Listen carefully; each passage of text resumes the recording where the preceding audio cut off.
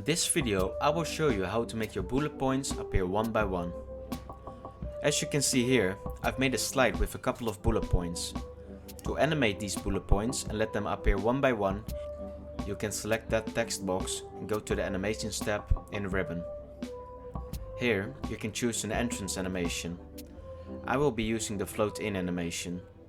Once you selected your preferred animation, you can click on Effect Options and choose by paragraph. This will make the bullet points appear one by one. In order to automate the animations and let them appear automatically after each other, you want to open up the animation pane. Here you can open the box and right click any of the selected animations. You then click on Start after previous. This will make the animation play as soon as the slide starts. If you don't want the first one to appear immediately, you can unselect all animations, right click on the first animation and click on Start on Click. I hope this video helped and I will see you next time.